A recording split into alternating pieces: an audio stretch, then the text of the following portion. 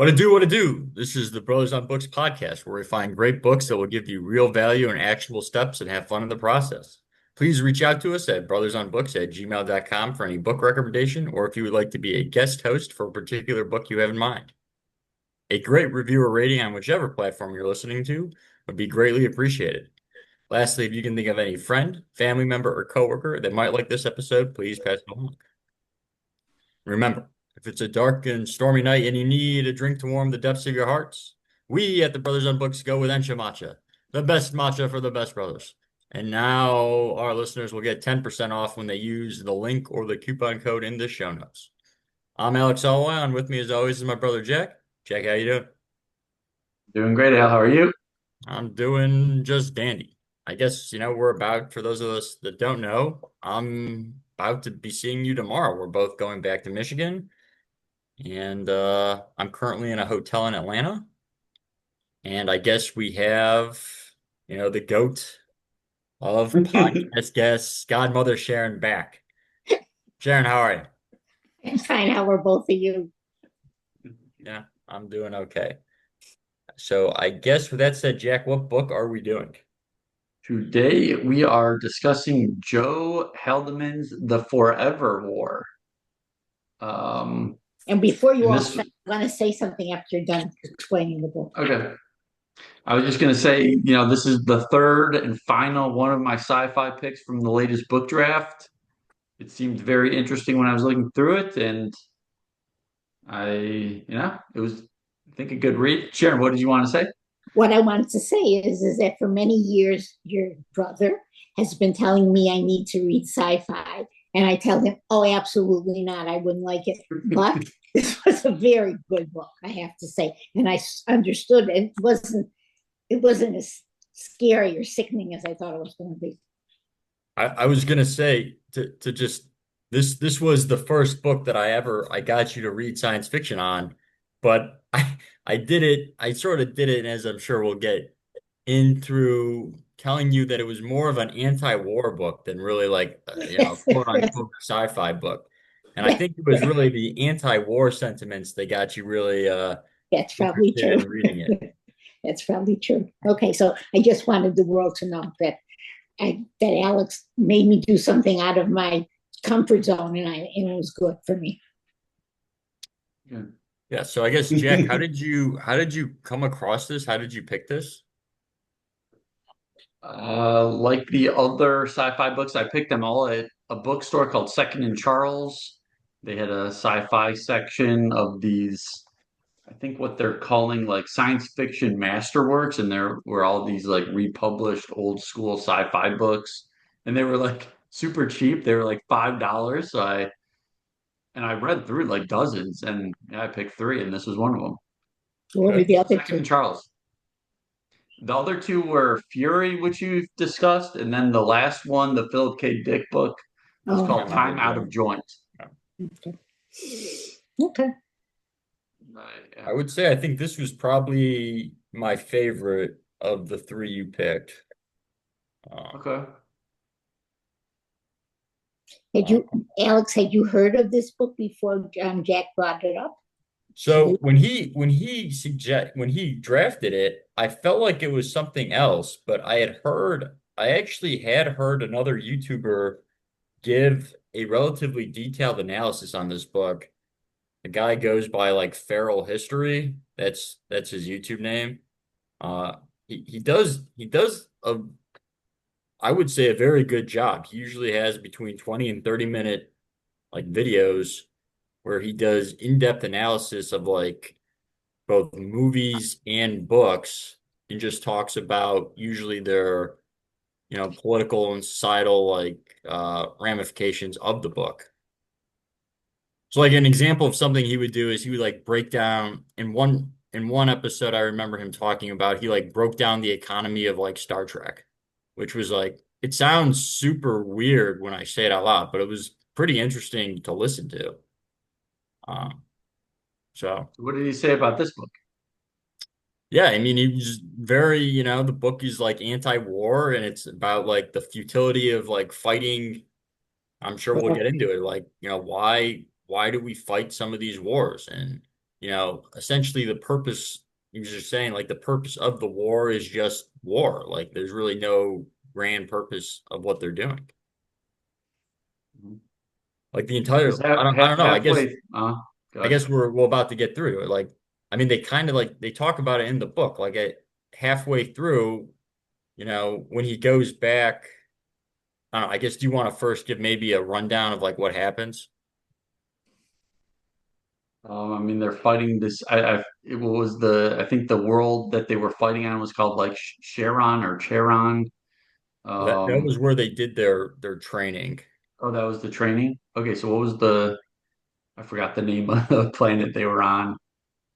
Well, that was where they were, but they're on a lot of different planets. Like the point, I mean, I guess the sci-fi aspects of the book is they introduced this concept called collapse stars, which from what I could tell was like just it was just like, kind of like magic voodoo where you can transport yourself from one point in the universe or a galaxy to another incredibly quickly. Uh, but then you have to you, it seems like it's happening really fast, but you're still actually traversing like time outside of it. So you have like relativistic effects. So like time dilation happens. So time outside expands. So like it will feel like to you, you're gone for like maybe 5 months, but to everyone else on Earth, it would feel like you're gone for like 50 years. So it brings up like different interesting points. Um, about like war and how society changes as well. At least I kind of felt, but Mhm. so like that was one of the main sci-fi points is that you can travel great distances with no like immediate time effects to you. And they're fighting this alien race called Taurans. I don't know exactly how to pronounce it. And it goes through essentially this guy starts the war. And then he essentially, through these relativistic effects, he's fighting this war for like 2,000 years because he just keeps time to him is going, normally subjectively slow. He's in the Excuse me war one for like, sec. Excuse me. Who started the war? You're saying that the man who was the narrator of the book who started? No, I thought he was just a foot soldier. no, no, no, yeah, he's a foot soldier, but Oh, he's okay. there at the beginning of the war. That's what Yeah. I'm saying.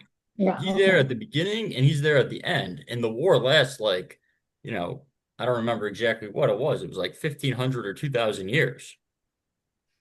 So it brings up Yeah. like interesting Mhm. points is like every time they're in an engagement, it's like they don't know you can have these massive time like technological jumps. So, you can be vastly superior like technologically, and then the next time you meet them, because to you, like it would be 5 months have gone by, but to them, they could have like a 500-year technological advance. So then they would become the advanced species. And they don't really they just talk about that happening in the book, like, but he doesn't ever fight that, but he does talk about how, the armies adapt a little bit. I I would like to come back to that point about like one group of people accelerating faster than another. But like a lot of the sci-fi talk, like I kind of like just blank out. Like there's a lot of lingo they use that I'm just like, okay, whatever. But like the main thing that I was thinking about, like halfway through the book, I'm still like, why are they fighting the war? And maybe that was his point for writing it. Like he keeps talking about in the book, like the I guess aliens they're kind of fighting. They weren't really fighting back in the beginning, and they still killed them. And I don't maybe I missed something very early, but it didn't seem clear to me why they were even going to begin with. Like I don't remember I mean they just said like, oh, they killed your fellow humans. Well, in the beginning, they say that the the corporation, the UNEF, started off as some like colonization force, right? They were trying to colonize planets, and they say that one of the initial settlement vehicles was blown up by an alien ship. But then when you finish the book at the end, when they talk about the end of the war, it comes out that sort of to his point, that the evidence that those colonizers were killed by the aliens, or I guess the Taurans in this example, was very thin, and it probably didn't actually happen. So this is what reminds me of Vietnam. But my question to you both is: did he write the book against Vietnam, against the fact we were in the war, or did he, when he just wrote it and other people decided it was, or and then he decided, or it, how how did this happen? What this? He was in Vietnam. Okay, He fought in Vietnam. It was directly written against Vietnam. okay, okay. Actually, I don't remember specifically what it said, but there was in my version of the book, it had a section in the beginning about Vietnam specifically. Oh, Um, okay. but But yeah, it's interesting what you're finding that, Jack. It's interesting what how Alex pointed up the fact, which I forgot, how they had this great reason at the beginning of the war, and that's why the war started. And then at the end of the war, they realized it wasn't really true, and that's what happened with the Vietnamese War. However, the worst part of it was like in 1969 with the Tet offensive. So that's when it got really really bad. So And at what that was point, we the didn't know. Yeah, at that point, we didn't know that all this stuff was really not, a lot of it was not true. sorry, Sharon, what was the Tet Offensive? The Tet offensive, Tet like a New Year's Eve thing for Asians. And then they started fighting, the North Vietnamese started fighting. I think this is what happened. They started fighting against, they were fighting worse. They really attacked us, and then we attacked them, or something like that. Or first they attacked us and then really badly, and then we had to fight back worse than we were already doing, I think. So I'm not like super versed in the Vietnam War, but my general understanding was that we were fighting to stop the spread of communism. Is that correct? Yes, that's Or what that they was said. the rationale? Yeah, that was the rationale, right? Yeah, so I feel like he does more or less a direct comparison here with essentially taking over like every planet and stopping them from colonizing, the individual planets that surround these like portals. I don't Mhm. know. I guess I don't know. I mean, you lived through Vietnam. Yeah. Uh, I guess what were your thoughts on? I mean, I don't know. How did you feel like this book spoke to you about your thoughts on Vietnam or Yes, it did. Because I basically I didn't agree with the war, of course, being me. So I didn't agree with the war. And I could see, especially because you told me it was about Vietnam, I could see lots of comparisons, lots of things that were the same with this book and with Vietnam. How there were, like so many, like the soldiers didn't even know half the time why they were fighting. They were just told to fight. And then the other, and they just kept getting high, worse and worse and worse. But anyways, that's yeah, it's interesting because like I've heard Robert Kiyosaki talk about Vietnam, and he's kind of paints the picture like publicly we're told it's against communism, but he wasn't. seemed to comment it was more about like energy, like oil and resources. I don't know. Oh, I Any don't know that. Oh, okay, I don't know that. okay.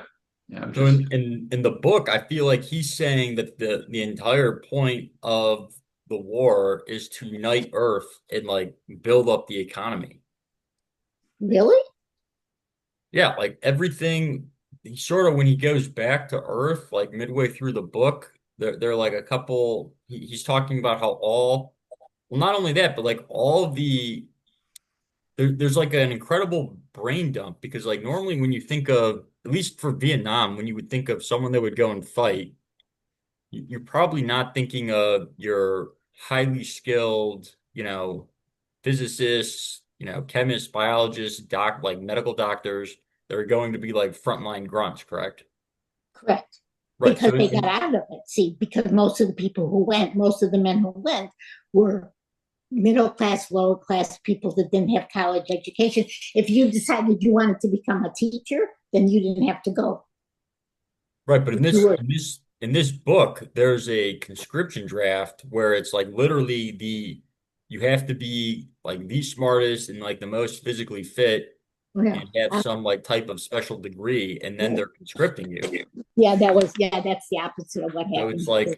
Yeah, it's like you're in some essence is taking away like the brightest people for the future to fight this war. and You're then taking away a lot of the innovative like capacity of the earth. And then such all the jobs are used to prop up the war. that's a very good point. I hadn't thought of that, of course, but that's a very good point. And then when he came back to Earth, it was so drab, and it was I didn't you didn't get the impression that there were a lot of smart people around trying to run the government or doing important things. And I guess that's because they wanted all those people in part of the army or whatever it was, right? Right, because you needed to be able to do, I mean, it's sort of interesting because you needed the equipment was highly specialized. You needed to be able to then do a lot of the calculations for, using these drones and, the ships and the flying and everything. So it was I feel like highly specialized. You But know what? I guess Go I was on. just gonna say when he goes back to Earth, like talking about the economy of Earth was sort of interesting. Like every job, Jack, do you remember the part when he was talking about like essentially the black market jobs where only the people that needed jobs could get jobs, and every job was created by the government for the government? It's sort of Mhm. I don't know, it was sort of an interesting concept, I guess. I don't I know. mean, a lot of times when countries are going, or like if people are losing their jobs, the countries like, yeah, they kind of go to war on purpose just to supply jobs because people like they need a sense of purpose. And one way to get purpose is creating jobs. So like I guess you're creating jobs when you're going to war. So it like gives something for the whole country to rally behind. Except that we didn't have that situation in Vietnam, because when it started in the early 60s, things were going well for Mhm. people.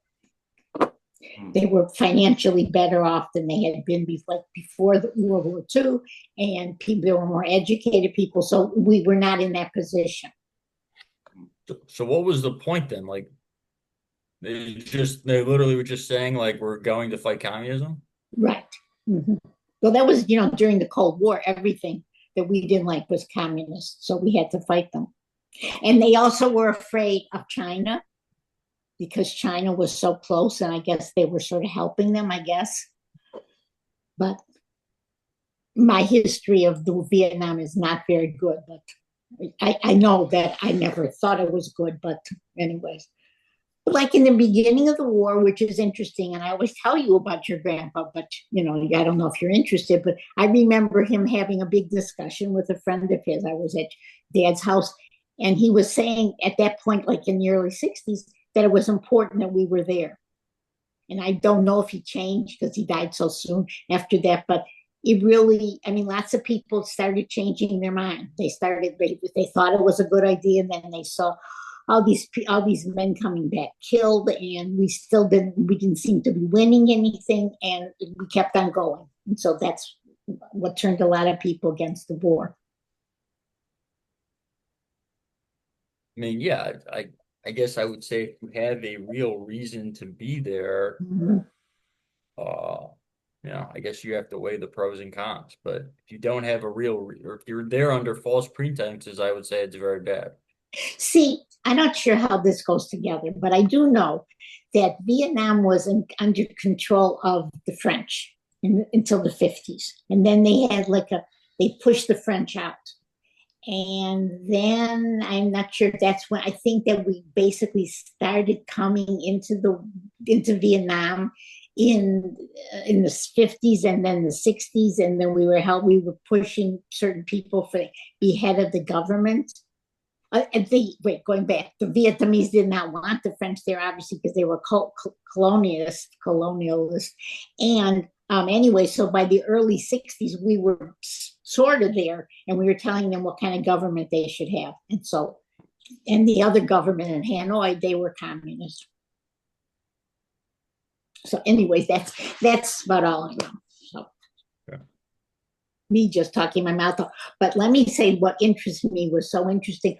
The kind of training that they went through and all the things they had to do and how many, and if they did one thing wrong, this especially at the beginning, they would die, people who were dying, they built they didn't have their suit on right, or they fell into a hole or something. It was just amazing to me the different things that they did.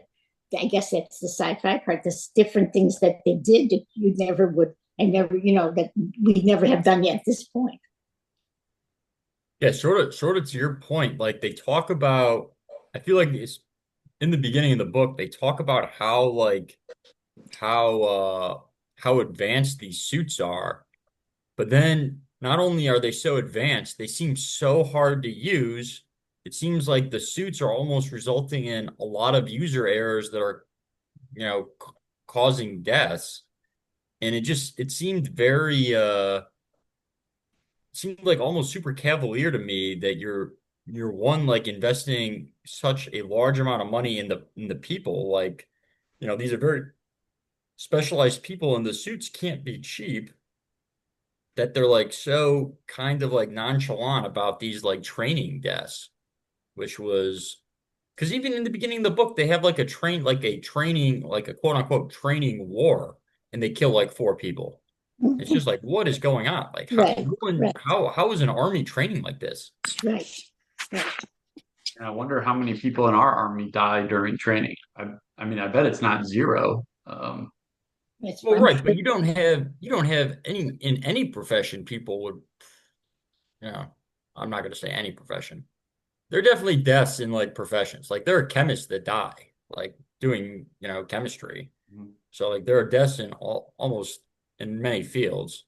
Well, weren't But there a bunch of like Air Force like planes that were like missing the landing strip on those aircraft carriers lately? Didn't I have no idea. Now, in real yeah, life. like recently. I don't know how much those planes are worth, but those I mean those are I mean similar idea, I guess. I don't know. Yeah, I mean Um, it just seemed weird to me that they would that would happen. mhm. Um, I guess one of the Yeah, other what did you guys think? He was somewhat I felt like he was somewhat uh prophetic in some of his like social commentary because you see it like switch from, well, in the beginning there's this weird like everyone belongs to everyone type of like situation where you have like essentially like a sleeping schedule or like who you're gonna be with, and then it like switches to being like heterosexual is essentially looked down upon as like a deviant and everyone's like gay. Yeah, but that was later on. That wasn't at the beginning. That was when he went to some other planet or something.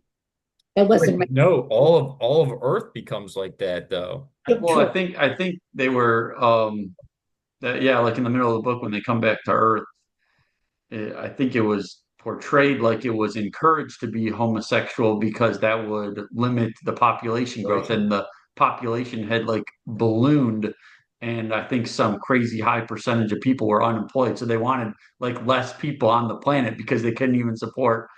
And then I was literally going to use the word prophetic, so it's funny you said that because that was literally what I was going to talk about next.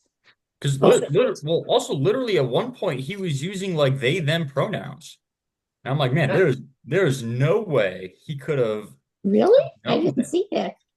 Yeah, it That was was interesting. This was in that. When did he write this? In the 80s or in like something? the 70s. Okay. Yeah, I thought it was interesting that the currency went to like calories. Like Yeah, that was Venezuela did that, I think. what's that? I think Venezuela did that. Venezuela. Not Calorie Calories? restriction?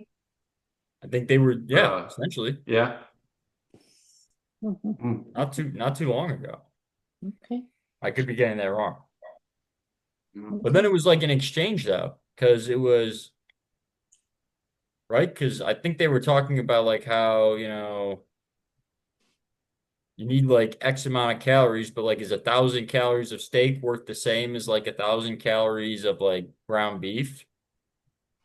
Yeah. Probably not.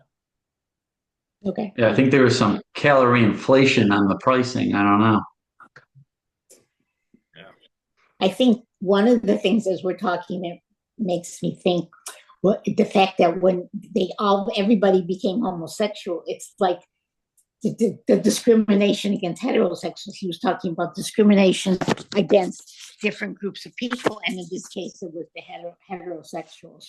So he was ahead of his stuff, wasn't ahead. It was what was going on at the time about the discrimination of people who were different than other people. Yeah, when he becomes a commander at the end, everyone he's leading over is gay, Right, and they're all they all feel uncomfortable with him. right, Like, right. Yeah. So that it's like a weird switch. that is true that he was coming up with, like you say, prophetic, that he was coming up with these things that now are things that we talk about, and we were not talking about them in the 70s. Yeah. Heard from, I mean, I haven't really looked into this much, but I've heard like the homosexual heterosexual thing is kind of like a cyclical thing. Like hundreds of years ago, it seemed like a lot of the stories were around like homosexuals, and Right, it seemed a little bit more accepted in like certain periods in the past. And it right, but I seems to don't go think in kind of cycles. right, but I don't think that was true here in the States, like in Right, early, right. but in Not at other this time. Right. countries. Yeah. Mhm. Yeah. But I think we just hadn't gotten to there yet because I feel like we're pretty there now. Well, except that now we're getting to the point that homosexuals are going to be even more discriminated against than they normally are. Like how? Or soon heterosexuals will be discriminated against. Not heterosexual white men, don't, especially Christian heterosexual white. I mean, So it could anyway, go in a cycle. I mean, just like too far on one side of the pendulum. You know, the pendulum's going back and forth. well, so you think, Alex, especially I'm asking you because you read so much science fiction. Is this man Haldeman? Is that like how he would normally? I mean, is that how people who do science fiction they try to think of all these things that could possibly happen? I mean, the things that he was saying I don't were know. not happening then. I mean, But do you usually think most of the science, well, for one, I hadn't read science fiction in a while, but most of it, yeah, I mean, most of it, usually you're trying, I wouldn't say usually, you're usually thinking, well, in some instances, you're thinking of like some idea, and you can use science fiction to kind of talk about that idea in a non-aggravating way, right? Like, if he just came out and like wrote an anti-Vietnam they War were book in the 70s, it probably, probably wouldn't have went over that well. right? But you can use the facade of science fiction to kind of, you know, get out what you want to say without it coming across as you know, uh what's the word? Coming across as controversial. Anti something Yeah. or It's just a um, little more entertaining to watch or read. And I remember when we watched the Dungeons and Dragons movie. This was like decades ago.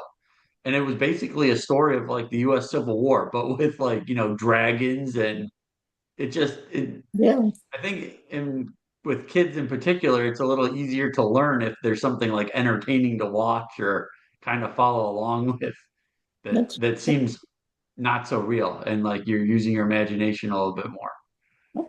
that makes sense. Yeah. How do It you kind of made remember me that? think, I remember what's falling that? asleep in that. I remember falling asleep in that movie. Yeah, I remember liking that movie, and I remember I felt like I learned about the Civil War watching that movie. Did you Because I ever think see it? we watched it with our dad and our Sam buddy Majeski. Sam.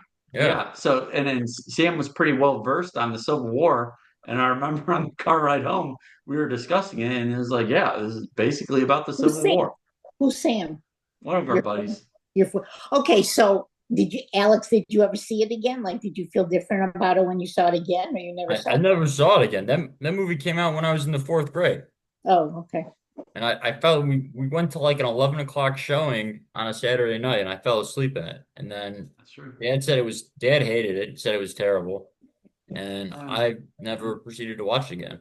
But Jack, you liked it. What were you in the fifth grade, right? He I would would have have been in been the in sixth sixth grade. grade. Sixth grade. Yeah. Okay, you were more mature than your brother. I I mean it's a kind of a hit or miss thing with me. I don't really like Star Wars, Star Trek. I don't really like a lot of special effects normally, but I mean the last book, Time Out of Join, I think I probably preferred like to this book, but I still like this book and I keep going back to the book Al picked Steal Like an Artist. We read this a couple of times ago, and it's this idea that like every single artist is building upon the ideas from Yeah, they're prior generations. So like anything anyone writes is kind of like built some on resemblance of the world that they're seeing or thinking about. And yeah, it's putting it in just their own words. and like Elon Musk read a bunch of sci-fi. Now he's trying to, To do it go to here. Mars. So a lot of Making the stuff, actually, a lot of the stuff Elon Musk talks about, if you read Kim Stanley Robinson's book, I think that it's called the Mars Trilogy, but the first book is Red Mars. It's about colonizing Mars, and it came out in I think the late 80s, early 90s, and it has a lot of interesting points about like how to set up societies, but like also it's like under the framework of you know exploring space. So it's very interesting because you're dealing with a lot of economics and politics while you're also like dealing with technological advancements and how to get to Mars and how to like terraform it. So have they worked? So that was written in the 80s, you said? I think it was written in the late 80s, early 90s. It was a trilogy. So have they sort of done things like that have they taken some of those ideas to help them get to that point to maybe at some point they'll get to Mars or no? They're I mean, just in all this. he was essentially talking about 3D printers in the 90s, and I've heard Elon Musk bring up, or maybe it wasn't Musk, but someone bring up the idea of space elevators where you're tethering these cables from like Earth to Mars, and you can like just transport material that way. I've heard those ideas brought up, and he was writing about that in the 90s. Okay. Okay. pretty wild. I mean, another thing with like certain populations like gaining over other parts of the population with like technology, I think we could be on like the precipice of like a major like that like even more inequality with like AI. Like I think there are going to be like a certain group of people that really That understand how to use it and how to leverage it, and then a lot of other people that will just be kind of not really like distracted by other social media and they'll fall further behind, with the algorithms and but there will be one group of people that will just really like dominate, I think, this right. next phase. And then it will be up to them whether they want to share it with the rest of the country Yeah. or the Yeah. world and or just keep it for themselves and just have everybody else work for them or whatever. Yeah, I agree with you, Jack. That's what's happening. See? Yeah. Because some of the, I don't know if you've heard about some of these AI agents. Like you can program, they're called like AI agents. You can like kind of tell them tasks to do and they'll do it. Like they'll be able to like make you a website, like order you food, like be able to set up meetings and all this stuff. And like there's gonna be a lot of disruption and people losing jobs, but the people that learn how to use it are gonna really excel. What are they? What do they put them in, like robots? I mean, you're saying that they're doing these things. I just never thought of that. How are they doing these things? They put Well, it. I don't think it's like a physical robot yet. What is? How do they do these things then? But like you could say like, design me a website and have it be able to take payments from people, be able to like set up inventory and inventory tracking and Who do you um talk to? How do you tell them? you type it out for them. Or some of them I think you can just speak it to them now. Oh, I mean, okay. it's pretty wild. I go on AI. I mean, I've done it. a couple times just tinkering with like YouTube. I'm like, write me a script about how printing money makes the rich richer and like And they describe do. it from the point of view of a dollar getting injected into the system, like during like through a stimulus check. And it's so creative. Really? Um, You're I mean, saying that's you just a didn't write simple. that script yourself, Jack? I didn't write that script. Okay. Well, all right. That's okay. I never really knew how it worked, but anyways, thank you for the. I always learn so many things from YouTube. Yeah, I think there's one of the YouTubers that I've grown to like him a lot, the Diary of a CEO.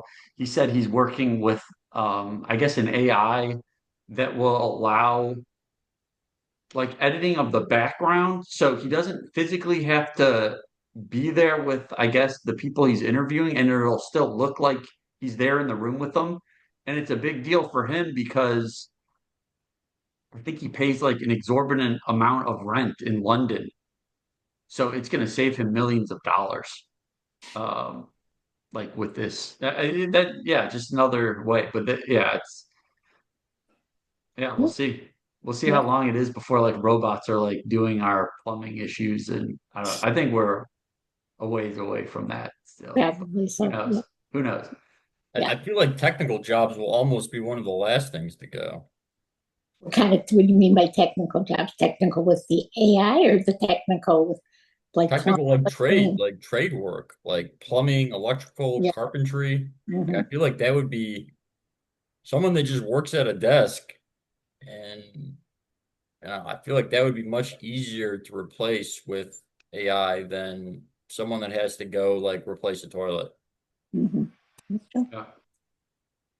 That's true. Yeah, I mean, I think I might have told you when we were in Michigan last week, but I was listening to a lot of the AIs can pass the bar for like being a lawyer now. Really? And the AI is pretty good at creating contracts. So if you just need like a generic contract, it's pretty good at writing up contracts. And And then you that's can like pass pretty it off, wild. and you can pass it off as something you did. Yeah. I think they're doing that with college students, aren't they? Sort of doing that, that they're having people write their paper. I mean, someplace Yeah, they're right. yeah, Yeah, that could be a problem. I don't know.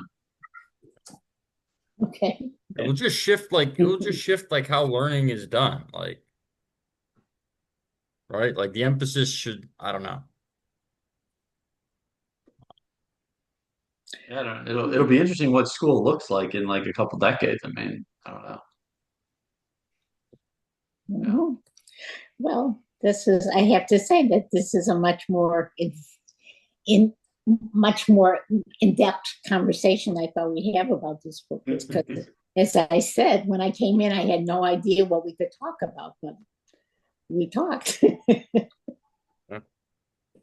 I guess the last point I had was the love I guess the love interest in the story is the woman married gay. Hmm. And I don't know, like how did you guys feel like the concept of when they get separated after after like their second tour, they get separated, but they're sent away in such a way that like his travel time will be like a was like his travel time will be like 500 years to her. So he knows she's not dying, but like he also knows he's probably never gonna see her again. Right. So like I don't know, that was like it's like a weird feeling to have probably. That you'll never see somebody that you love again. Right, like you're essentially 25 or 30 and not only will you know you'll never see them, like like I mean they may one die in war or two that when you come back they would have had died of natural causes. They would have been like over 500 years old. Right. Or maybe you never would find out what happened to them. Right? Yeah. Yep. That is bad. Yep. I agree. So what makes well, what made them go do that? Go do a Like go on like voluntarily opting into that where they wouldn't see each other. I don't think Well, I they think weren't it was voluntarily. They were sort of lied to.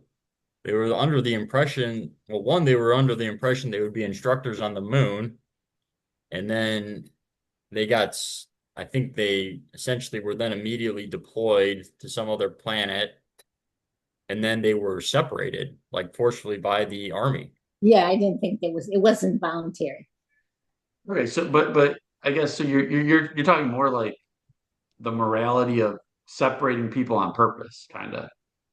I don't think the government had any care that they were together. I don't think they played any interest. I'm just saying, like, how would you as a person feel, if like your partner is essentially being sent away and you'll never see them again? But But like you're 25. right that and but I wonder he didn't seem like he showed very many emotions. Like I don't think that at that point he seemed very closed as a person. And I was surprised that he really felt something for her because I just didn't seem to me he just seemed like a very closed person. All right. But even though it is true, when they were separated, he expressed the idea that he was felt bad because they weren't going to see each other ever again. But I think that was unusual for him. He wasn't an emotional person throughout the book. Sure. But then it's funny because at the end of my book that I was reading, then they would give you a little summary, no, the first chapter of his next book about that. And they ended up being on this planet, and he was with this whatever her name is, I forget. And they had been, I'm not sure if they were married, but whatever, they had kids. But at that point, they were considered the old people on the planet, and the younger people were feeling like the older people felt like they needed to leave this particular. Um, Wait, what was the next book? I don't remember what the name of it was, but I forget. Yeah, so I mean, I guess just how it ends is she knowing that he would be gone for like hundreds of years longer, she went on just there and back trips, these, these like these these trips where she would also, expand time to other people so she could kind of match them. And she just said, like, I'll be back on this planet every 10 years. Just come find me. Really? You said that in the book we read?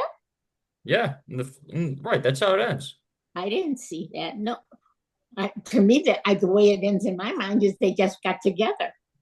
Right. They get together, but that's how they got together. Because she was taking these trips that were Oh, last like looking for what? him. Oh, Huh? yeah, where Right. So she was looking for him. Right. right. She's waiting for him Right. You're right. Yeah, I forgot that part. Yep. after she got discharged. Hmm. Yeah. But I guess I don't know, like Sharon, how did you feel about how the war ended? It was just like it was like they had fought for nothing. They had just been fighting and fighting for so many years. Nobody even knew how many years. And it was like, what were they even doing? What were they being trained for? Just have people get killed. So that was my point. That was my feeling. But again, relating it to the war, the Vietnam War, that's how I felt. It Right. was useless. Okay, that's what I felt. It was useless. Right. So it was okay. I'm on the I found the paragraph. The 1,143-year war had begun on false pretenses and only continued because the two races were unable to communicate. Once they could talk, the first question was, "Why did you start this thing?" And the answer was me. So, Right. yeah. So no, it was a lack of communication. Patience. Yes, right. But that's how I felt. But anyways, That's why it's so important to learn other languages. True. because so you could communicate better. Yeah, yeah, Yeah, exactly. Yeah, that's true. And that's important in marriages and relationships through communication. So yeah. that's important in a lot of things. Okay, I did see the part, the epilogue that I think Sharon was talking about. Mary Gay lays claim to being the second oldest resident of Middle Finger, having Right. been born in 1977. She fought through most of the Forever War and then waited for her mate on the time shuttle 261 years. And then yeah, so old timer, his first boy, 3143. So, anyways, it was very interesting, and that's all I have to say.